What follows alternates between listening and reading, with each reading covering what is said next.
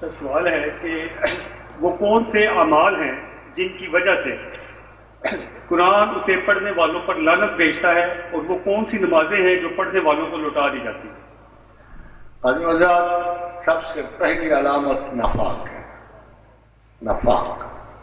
نفاق تقسیم دل ہے، میرے دل کی آگہی ہے. اس کی چھوٹی سی مثال ہے. somebody falls in love with somebody.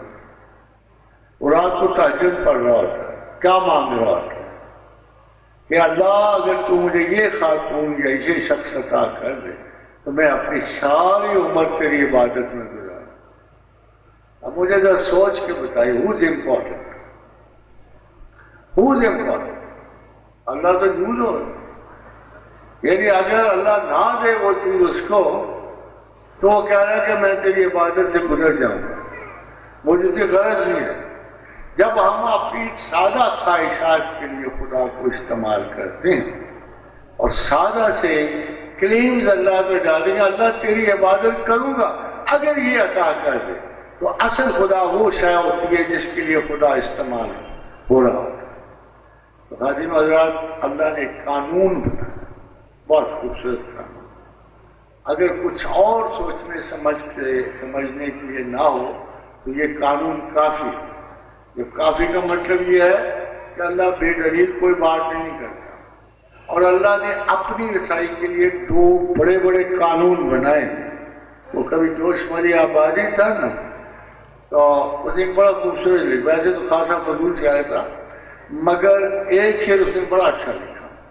تو اس نے کہا ہم ایسے اہل یقین کو، اس نے شعر لکھا کہ ہم ایسے اہل یقین کو ثبات حق کے لیے اگر رسول نہ ہوتے تو صبح کافی تھا.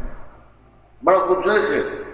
جو آثار و شواہد سے کسی چیز کو پہچاننے کی کوشش کرتے ہیں وہ تو اسی قسم کی بات، انہیں اشارہ چاہیے.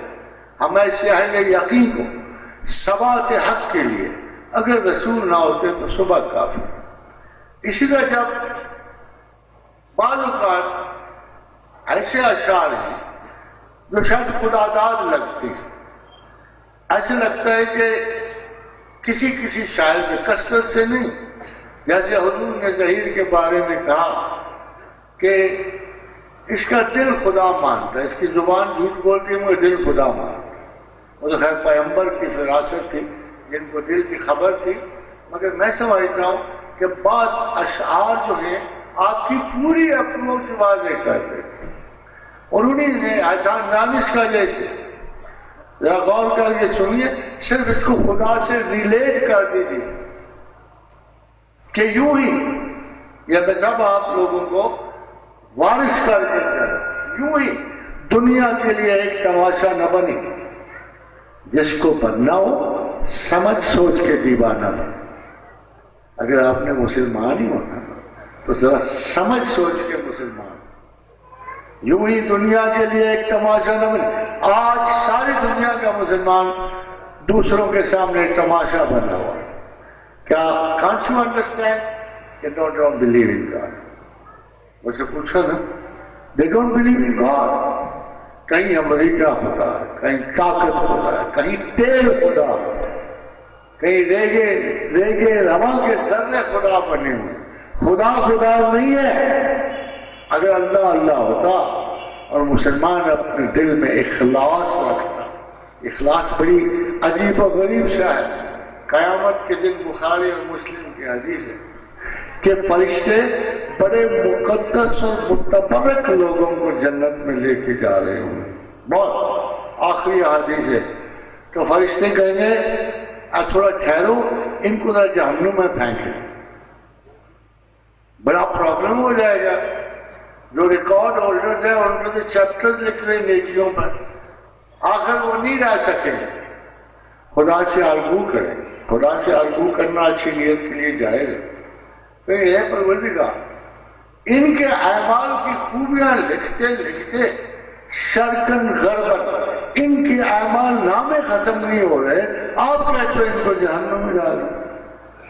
فرمایا دیکھو میرے اور میرے بندوں کے درمیان ایک معاملہ ہے جسے صرف میں جانتا ہوں، اور وہ اخلاص ہے. حضرت آپ کو سمجھ لگی اس حدیث سے کیا ہے کہ فرشتے دل نہیں جانتے، دل کی بات نہیں جانتے، وہ ہمارے ریکارڈ لے سکتے ہیں مگر دل کی بات نہیں جانتے۔ یہ خانہ اللہ نے اپنے لیے خالی رکھا ہوا ہے، اس میں صرف پروردگار کی نظر ہی جھانک سکتی ہے اور کسی کی آنکھ دل میں نہیں جھانک سکتی۔ حضرت شیخ عبد القادر، آپ کو تو ولی کیوں بڑا ولی ہوتا ہے، اور ولی کا مقام عقل اور اپروچ ذرا ڈفرنٹ ہے۔ ولی کو 12 برس کے معجزات سے یا اس سے نہیں پہچانا جاتا، کرشمے سے نہیں پہچانا جاتا، یہ ولی کی پہچان نہیں ہوتی۔ ولی آگہی سے پہچانا، شعور ذات سے پہچانا جاتا، شعور پروردگار سے پہچانا جاتا۔ یہ شخص تو بڑی عزت والا، جیسے عبد القادر کہتے یہ تو بڑی عزت والا، سارا مشرق و مغرب اس کو بڑا ولی جانتا ہے۔ اتنی ساری خلق کی شہادت کو آپ کیسے اگنور کر دو گے؟ مشرق و مغرب اسے غوث زمانہ کہتا ہے، مشرق و مغرب اسے اب قطب الاقطاب کہتا ہے۔ پھر ایسے شخص کی اہمیت ہمارے پیاس کیا ہوگی؟ مگر اس کا پہلا قول سن لو، فتوح الغیب میں کہتا ہے، درس دیتا ہے تمہیں کہ خدا کے ہاتھ میں ایسے ہو جاؤ جیسے میت غسال کے ہاتھ میں۔ یہ کر لو گے؟ اگر آگہی ذات چاہیے ہوئی تو کیا یہ کر لو گے کہ خدا کے ہاتھ میں ایسے ہو جاؤ جیسے میت غسال کے ہاتھ میں؟ جاتے جاتے ایک فائدہ بھی دے گے۔ شیخ عبد القادر جیلانی فرماتے ہیں، بڑی مزے کی 2-4 باتیں ہیں، رات کو بھیگ جائے رہی۔ فرماتے ہیں ایک دفعہ وحشتی خیال میں بہت دور نکل گیا، بہت دور کہیں جا کے مجھے ہوش آیا۔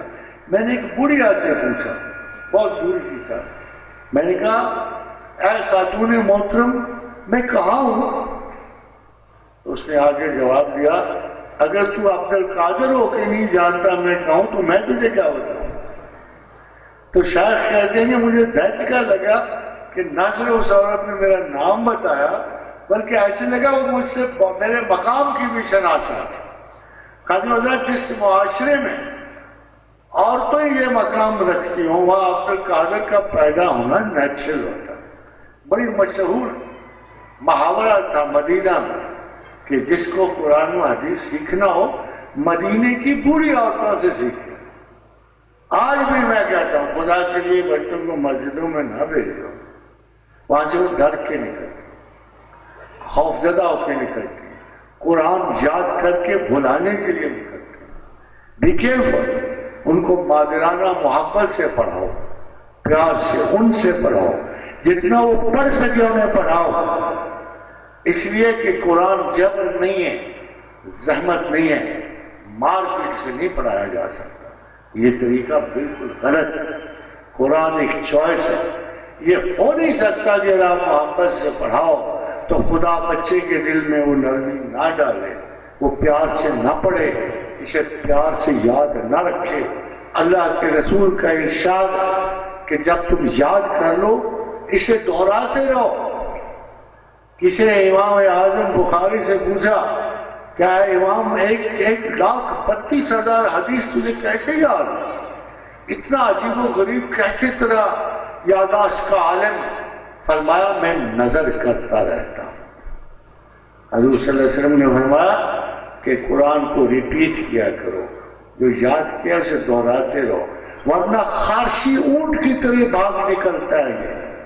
قرآن آپ کی یاداشت سے اس کو ڈسرسپیکٹ کرو گے، نگلیکٹ کرو گے تو یہ حدیث رسول ہے کہ یہ خارشی اونٹ کی طرح بھاگ نکلتا ہے، پھر تمہیں یاد نہیں آئے۔ خاجن حضرات، ایک جو تعلیم کا میں آپ کو بتا رہا تھا کہ نفس کی تعلیم کا سب سے بڑا اصول قرآن دیتا، باہر سے نہیں آتا، یہ یونانی فکر نہیں ہے، قرآن ہے۔ فرمایا وَأَمَّا مَنْ خَافَ مَقَامَ رَبِّهِ وَنَهَى النَّفْسَ عَنِ الْهَوَىٰ۔ نمبر 1، جو خدا کے سامنے کھڑا ہونے سے ڈرا، اس نے اپنے سیلف کی، اپنی ذات کی مخالفت کی۔ یہ نہیں کہ وائی بھی مظلوم نہیں بننا. کہو یس I was worth it. I was worth the treatment I got. The fault does not lie outside. The fault lies within me. میں بے صبر تھا, میں ناشکرا تھا. مجھ میں یہ تکلیف اس لیے وارد ہوئی کہ میری تربیت اللہ کو منظور ہے. وہ شخص نہیں جس نے تکلیف دی اور بخشا گیا, وہ معزز ہے جس کو تکلیف ملی اس نے سبق سیکھا. وہ معزز ہے, وہی اللہ کا بندہ ہے جس کو خدا تکلیف کے لیے علم دے رہا ہے. اور وہ اصول کیا دے رہا ہے؟ وہ عسیٰ ان تکرہوا شیئا وہو خیر لکم. بہت سی چیزوں سے تم کراہت کھاتے, مجھے یہ ہسبینڈ نہیں چاہیے, مجھے یہ وائف نہیں چاہیے, مجھے یہ مسالہ نہیں چاہیے, مجھے یہ نہیں پہننا, مجھے وہ فلاں جھنڈے نہیں لگانے ہیں, مجھے ڈرائنگ روم اسٹینڈ نہیں سکھانا. Why need it? If all choices belong to you, who else will be meant for the exercise? یہ تم ہو جن کی خواہشیں لمبی طویل اور دراز ہوتی رہتی. یہ طول عمل ہے جو نفس کا سب سے بڑا مارکا دیتا ہے. یہ تعریف ذات ہے, یہ اپنے آپ کو معزز کرنے کی خواہش ہے, یہ مسرت آگہی ذات ہے جو سب سے بڑی دشمن ہے. اور قرآن کہتا ہے وَعَسَىٰ أَن تَكْرَهُوا شَيْئًا وَهُوَ خَيْرٌ لَكُمْ. کسی چیز سے تم کراہت کھاتے ہو اور اس میں خیر ہوتی. وَعَسَىٰ أَن تُحِبُّوا شَيْئًا, دیکھو کیا رول ہے. وَعَسَىٰ أَن تُحِبُّوا شَيْئًا, اور کسی چیز سے تم محبت رکھتے ہو وَهُوَ شَرٌ لَكُمْ, اور وہ شر ہوتا ہے. بچو ان چیزوں سے جن سے تمہاری ذات محبت کرتی ہے. کیوں؟ جہالت کی وجہ سے نہیں, سختی کی وجہ سے نہیں. اس لیے نہیں کہ اللہ تم پہ جبر کرنا چاہے, اس لیے کہ تم ایک چھوٹی سی نظر سے ایک چھوٹے سے وقت کی صلاحیت دیکھ رہے ہو, اور خدا تمہاری زندگیوں کا اول آغاز و انجام کو دیکھ رہا ہوتا. اس کا علم تم سے بہتر ہے. بڑے بڑے لیڈروں کو شروع سے دیکھو تو ان پہ جان دیتے ہیں لوگ, ان کے انجام کو دیکھو تو تھر تھر کانپتے ہیں. یہ یاد رکھو کہ خدا کا علم تمہاری پوری زندگی پہ محیط ہوتا ہے, اور تمہارا علم جو ہے چند لمحوں تک, سالوں تک محیط ہوتا ہے. All jealousies are wrong, all hatred is wrong, all likings are wrong. اپنے اندر توازن اور اعتدال رکھو. پسندیدگی اتنی نہ بڑھاؤ کہ پلٹنا ممکن نہ ہو, اور نفرت اتنی نہ کرو. اعتدال کا سبق دیا آپ کے رسول نے. اعتدال پیمانہ ہے, صحت ہے. اللہ کے رسول کی 12 حدیثیں ہیں کہ اعتدال اختیار کرو, اعتدال کے قریب رہو. اگر مکمل اعتدال نہیں ہو سکتا تو اس کے قریب ترین رہو, اعتدال سے نکلو نہیں. وَعَسَىٰ أَن تُحِبُّوا شَيْئًا وَهُوَ شَرٌ لَكُمْ. اصول کیا ہے؟ وَاللَّهُ يَعْلَمُ وَأَنْتُمْ لَا تَعْلَمُونَ. اللہ جانتا ہے اور تم نہیں جانتے. اسی ایک صورت پہ, اسی ایک صورت پہ تمام احتیاج نفس کو ضرورت پڑتی ہے, اور تمہارے نفس میں خدا کو اس وقت قائل ہو جاتے ہیں جب تم یہ جانتے ہو کہ اللہ جانتا ہے اور تم نہیں جانتے. پھر اس کے مطابق عمل کرتے ہو, اپنی پسندیدگیوں کو خوش آمدید کہتے ہو, اور یہ سوچ کے کہتے ہو کہ جب میرے نفس پہ دباؤ پڑے گا. کیا وجہ ہے کہ جب یہ آیت آپ پڑھتے ہو آپ کبھی غور کرتے ہو یا لا یکلف اللہ نفس الا وسعها, کہ ہم کسی ذات پہ اس کی ہمت اور استعداد سے بڑھ کر بوجھ نہیں ڈالتے. ہم تو سارے پس رہے ہیں, کوہ گراں ہے مصیبت کا ہم پہ پڑا ہوا, ہم اداس ہیں, رو رہے ہیں, ملکی حالات, ذاتی حالات. ہم کیوں رو رہے ہیں؟ کیا ہمارے سیلف میں یہ استعداد نہیں ہے ان فتنوں کا سامنا کرنے کی؟ تو پھر اللہ غلط کہتا ہے. اگر آپ ایک رول بنا لو تو اللہ غلط نہیں کہتا, ہماری اتنی استعداد کمزور ہے. میں نے دیکھا لوگ آئے ویسا ہم مر جائیں گے، ہم نہیں جی سکتے، اتنی ٹف ہے زندگی۔ میں نے کہا اچھا ٹھیک ہے، تصویر دی، 3 سال بعد آئے، پھر وہی بات۔ میں نے کہا یار ابھی تک جی رہے ہو، تمہیں تو اگلے ہفتے مرنا تھا، تمہاری تو استعداد اصل بڑی کمزور تھی، تم بچ گئے سے کیسے؟ خادم حضرات، جب تک مسائل نہیں آئیں گے، جب تک آپ کا دل و دماغ بوجھ نہیں اٹھائے گا، آپ کی علم کی استعداد کم ہے۔ علم واحد ایک ایسی حقیقت ہے بغیر کوفت اٹھائے مل نہیں سکتا۔ اللہ تعالیٰ نے قرآن حکیم میں رکھا کہ وہ عالم جو خدا کے علم کو ذاتی منفع، شہرت یا عزت کے لیے استعمال کرے، جو مسجد و محراب اپنے مفاد کے لیے استعمال، اپنے مسلک اور چودراہٹ کے لیے استعمال کرے۔ ممن منع مساجد اللہ، جن لوگوں نے اللہ کی مسجدیں باقی مسلمانوں پہ بند کر دی، مسالک کے لوگ وہاں نماز پڑھتے۔ ومن اسلم ممن منع مساجد اللہ، ان سے بڑا ظالم کون ہے جو خدا کے گھروں کو بھی مسالک میں بند۔ قاضی حضرات، میں گزرا کرتا تھا حسن ابدال سے،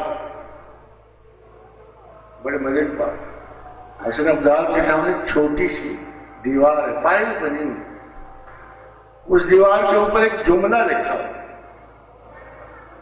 کہ ذل الہی عالم پناہ شہنشاہ جلال الدین محمد اکبر کے حکم سے یہاں ایک کنیز دل آرام کو اس دیوار میں زندہ چنوایا گیا۔ میں بڑا I was very young. I used to stay over there. بار بار مجھے خیال آتا کہ ایک پتھر اکھاڑ کے لے، اس کے پیچھے دل آرام کا ڈھانچہ تو نظر، پھر خوف کی جوجری آئی، سارا منظر الگ، اور میں کہتا دیکھو یار کتنے ظالم بادشاہ، کیا تمرد، کیا جلال اکبری، ایک کنیز کو زندہ اس دیوار میں چنوایا۔ وہ کنیز کیا کر سکتی تھی اس کا، مگر صرف اپنے ہیبت و جلال کو قائم کرنے میں کتنا جاہلانہ اور مکروہ اس نے قتل کیا۔ خادم حضرات، آج میں اسلام کو اسی کنیز کی طرح سے مسجدوں اور مسلکوں کی دیوار میں چنا ہوا اسلام مجھے بڑا قرض آتا ہے۔ میں جب مکاتب سے گزرتا ہوں میں دیکھتا ہوں مسلکوں میں چنا ہوا ہے، بیچارہ اسلام ہر جگہ دیوار میں چنا ہوا، ہر ملک میں چنا ہوا۔ مجھے لگتا ہے اس بیچارے کا سب سے بڑا المیہ یہ ہے کہ پتہ نہیں کتنے ضلع الہیوں کے قبضے میں ہے یہ، اور جس ضلع الہ کے قبضے میں آیا اس نے اپنے مسلک کو ٹھوک کے دیوار میں زندہ چنایا۔ اے آزاد مسلمانوں کی طرح جیو، با اخلاق مسلمانوں کی طرح۔ There is no church in Islam. کوئی چرچ نہیں ہے اسلام۔ اسلام میں اللہ کے رسول کو فرمایا مجھے 8 بڑی چیزیں عطا فرما، ان میں سے ایک چیز پتہ کیا ہے؟ مسجد من ای ہوا روئے زمین، کہ تمام زمین میری مسجد ہے، آپ کدھر مسجدوں میں گھسے گے؟ جاؤ ضروری کام کیجیے، اللہ کی عبادت کے لیے جاؤ، مگر اس مسجد میں جا کے کیا کرو گے اس کے بارے میں قرآن کہتا ہے وَمَنْ أَسْلَمَ مِمَّنْ مَنَعَ مَسَاجِدَ اللَّهِ أَنْ يُذْكَرَ فِيهَا اسْمُهُ وَسَعَ فِي خَرَابِهَا۔ ان مسجدوں میں جا کے کیا کرو جہاں آپ کے دوسرے مسلمان بھائی کو منع کر دیا گیا۔ کون ہے جو جج کرتا ہے کہ کون گمراہ ہے، کون راستے پر ہے؟ پیغمبر صلی اللہ علیہ وسلم آپ صرف میسنجر ہو، پیغام پہنچا دو۔ کیوں کہا؟ کیا صرف رسول اللہ تک عقل محدود تھی؟ کیا اللہ نے تم لوگوں کو اس امانت سے نہیں نوازا جو کسی دوسری مخلوق کو نہیں دیا؟ ان عرضنا الامانۃ علی السماوات والارض والجبال وابینا واشفقنا منها وابینا ان يحملنا واشفقنا منها فحملها الانسان، جو امانت کسی نے نہیں اٹھائی نسل انسان نے اٹھائی، جو عقل کسی نے نہیں پائی نسل انسان نے پائی، جو فیصلہ باقیوں نے کرنا تھا آپ نے ذمہ داری لی اس کو پورا کرنے کی۔ فیصلہ کیا تھا؟ سوال کیا تھا؟ من ربوں کا، من نبیوں کا، کون ہے تمہارا رب؟ کیا اس عقل سے جو میں نے دی ہے تم مجھے پہچان سکتے ہو؟ اگر ہزاروں لوگوں نے اسے پہچان کی گواہی دے دی تو باقی انسانوں کے لیے عذر نہیں رہتا۔ میں نہیں کہہ سکتا یا اللہ تو نے اتنی عقل مجھے نہیں دی، اتنی عقل مجھے نہیں دی، آپ نہیں کہہ سکتے۔ آپ جیسے لاکھوں اور کروڑوں نے اسے پہچانا۔ یہ درست ہے کہ قلیل من الاولین و قلیل من الاخرین، تھوڑے پچھلوں میں سے، تھوڑے اگلوں میں سے۔ آپ کو کیا پرابلم ہے؟ آپ ان میں سے کیوں نہیں ہوتے کہ انا علینا السبیل اما شاکر و اما کفورا، چاہو تو مانو چاہو تو نہ مانو۔ اے اللہ میں نے غور کیا، سوچا سمجھا، میں تجھے ماننے والا، اشہد ان لا الہ الا اللہ واشہد ان محمد عبدہ ورسولہ۔ اور آپ کو کیا چاہیے؟ نجات کے لیے کوئی شے نہیں، کوئی انداز نہیں چاہیے، کوئی مسلک نہیں چاہیے، ایک سیدھا سادہ سا اقرار اسباب چاہیے۔ You should be very sure کہ میں زندگی کا بڑا کام کر دیا۔ اس لیے میری کتاب ایک بڑا شعر لکھا تاکہ حضرات آئی مین اٹ، وہ شعر میں نے عرفی شیرازی کا لکھا، وہ شعر آپ کو سنا دو، دو شعر سناتا ہوں۔ ایک تو شعر دیکھو، اللہ کو یاد کرنا جو ہے بوجھ نہیں ہے، اس میں طاقتیں نہیں ہیں، اس میں کرشمے نہیں ہیں۔ کوئی شخص جو خدا کی آیات سے کرشمہ تلاش کرتا ہے، کوئی شخص جو دعویٰ کسی چیز کا کرتا ہے اللہ کے سامنے جھوٹا ہوتا ہے۔ خدا کے حضور صرف عذر اپنی کمزوری کا چلتا، ویکنس کا چلتا، تو پھر میں یاد اسے کیوں کرتا؟ حاجی حضرات میں سے صرف ایک کام کے لیے آتا، اور وہ غالب نے بڑی اچھا بیان کر دیا۔ جب کوئی اچھا بیان کر دے نا تو اس کی تائید کہ گو میں رہا رہین ستم ہائے روزگار۔ غالب کہتا ہے کہ گو میں رہا رہین ستم ہائے روزگار، لیکن تیرے خیال سے غافل نہیں۔ کتنی خوبصورت بات، اتنا تو آپ اس کو ریمائنڈ کرا دو، صبح اور شام میں کہیں ریمائنڈ کرا دو، فسبحان اللہ حین تمسون وحین تصبحون وعشیا وحین تظہرون۔ صبح کرا دو، شام کرا دو، دوپہر کرا دو، کہ لیکن تیرے خیال سے غافل نہیں۔ ایک آدھ تسبیح، ایک آدھ ذکر اپنا لو جب نماز پڑھ دو، پھر کیا آپ کا خیال یہ ہے کہ اس نے جبراً اپنی یاد آپ پر مسلط کر دیا؟ اس کا احسان ہے کہ اس نے آپ کو نماز دی۔ ایک عذر نیاز، لیکن وہ عرض نیاز عشق نہیں، عذر نیاز عشق کے قابل بنا دیا، ہمیں اس محبت کے عذر دے دیا۔ میں دل شکستگی سے، نااہلی سے، تساہل سے، جبن سے 5 وقت خدا کے حضور حاضر ہو جاتا۔ میرا فائدہ کیا ہے؟ I'm recorded۔ میری جگہ میں نے وہاں جا کے اس کاغذ پہ ریکارڈ کر دیا، present my lord God you called for the class, present. بس بعض اوقات ہم کسی اور کو بھی پراکسی کے لیے بھیج دیتے ہیں کلاسوں میں، ایک بار پرابلم یہ ہے کہ ادھر پراکسی نہیں چلتی، ادھر چل جاتا ہے، یا اللہ آج تھکا ہوا تھا، یا اللہ آج صبح اٹھ نہیں سکا، یا اللہ آج بزنس پڑی، آج بزنس۔ مگر یاد ہے جب یہ آیت اتری نا، آقم الصلاۃ علی ذکری، کہ میری یاد قائم کرو، میری یاد کو قائم کرو۔ نماز کوئی شے نہیں مگر آقم الصلاۃ علی ذکری، میری یاد کے لیے نماز قائم کرو۔ تب سودا محبت میں بدل گیا، بجائے حکم کے نا یہ سارا سودا محبت میں بدل۔ تو کہانی آتی ہے، دیکھو تو صحیح اللہ کیا کہتا ہے، اور تمہارا مزاج کیا ہے، تمہارا معاشرہ کیا ہے۔ اللہ کہتا ہے فَإِذَا قَضَيْتُم مَنَاسِكَكُم، جب اپنے حج شاج مکمل کر لو نا، رسم و رواج پورے کر لو، ادھر ادھر نمازیں پڑھ لو، روزے شوزے رکھ لو جتنے چاہیے، فَإِذَا قَضَيْتُم مَنَاسِكَكُم فَاذْكُرُوا اللَّهَ كَذِكْرِكُمْ آبَاءَكُم۔ کیا بات ہے؟ آپ کو نہیں پتا اللہ کیسے چاہتا آپ اس کو یاد کرو، كَذِكْرِكُمْ آبَاءَكُم، ایسے مجھے یاد کرو جیسے ماں باپ کو کرو۔ یہ تو آپ کو ڈرانے والے اللہ سے ان کو نہیں آتا، یہ بات کہنے کی بات نہیں۔ تو خدا کیا چاہ رہا ہے اور تم کیا کہہ رہے ہو؟ ڈرو ڈرو ڈرو، کیا ڈرا رہا ہے؟ کیا قرآن آپ کو اللہ کی یاد میں ڈرا؟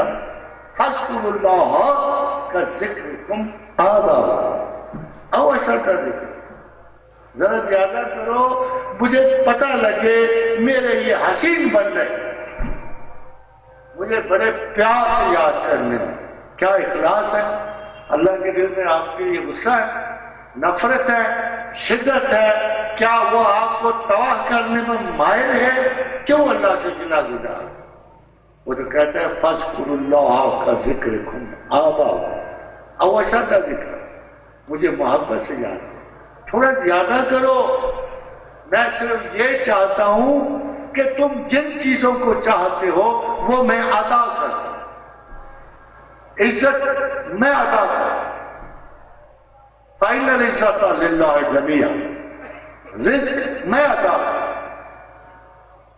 ازل سے لے کے ابد تک تمہاری زندگیوں کی میعاد میں پوری کروں۔ پہلا سانس میں دیتا ہوں، آخری میں دیتا ہوں، روٹی میں دیتا ہوں، محبتیں میں دیتا ہوں، اللہم الف بین قلوبنا، میں دیتا ہوں۔ میں نے آسیہ کے دل میں موسیٰ کی محبت ڈالی، مجھ سے محبت مانگو جو ڈالنی ہے کسی دل میں۔ خدا یہ سب کہہ کے کہتا ہے یار if I am the total reality, if I am the most important, why do you neglect me? Why do you place me underhand? اس کو میں کہتا ہوں سادہ لفظ، ایک فیصلہ کرو، ذہن پہ ایک مٹتی ہوئی لکیر نہ ڈالو، ایک زندہ تحریر لکھ دو کہ اللہ ترجیح اول ہے، اللہ از دی ٹاپ پرائیورٹی، باقی سب اہمیت ہے، سب غم دور ہو جائیں گے۔ یہ سبق اگر 10ویں میں سیکھ لو تو MSc مل جائے، ڈگری مل جائے، PhD مل جائے گی۔ یہ آئنسٹائن کو سبق نہیں آیا، ہاپکنس کو نہیں آیا، یہ مادام ٹریسیا کو بھی نہیں آیا، بیچاری ساری دنیا میں رہے، آپ کو مل جائے۔ یہ سبق مشکل ہے مگر کتنا آسان بھی ہے کہ اللہ از دی اونلی ٹاپ پرائیورٹی، اور ریسٹ آف دا تھنگس۔ فَاذْكُرُوا اللَّهَ كَذِكْرِكُمْ آبَاءَكُم، او ایسا کا ذکر۔ پھر اور کیا جی؟ محنت سے رہ گئی، انداز رہ گئی، کس طرح کرنا ہے یاد، بیٹھ کے کرنا ہے، مصلی بچھا کے کرنا ہے، اگر بتیاں جلا کے کرنی ہے، آیت کریمہ پڑھنے کے لیے بہت سارے سلگاؤ آبگینوں میں اس طرح یاد کرنا ہے اللہ کو۔ مینرزم کپڑے صابنے میں تو نہیں کرنا ہے، عذر رکھنے ہیں بڑے۔ خدا کیا کہتے ہیں فَإِذَا قَضَيْتُمُ الصَّلَاةَ، جب تم نے نماز پڑھ لی نا مینرزم ختم ہو گیا۔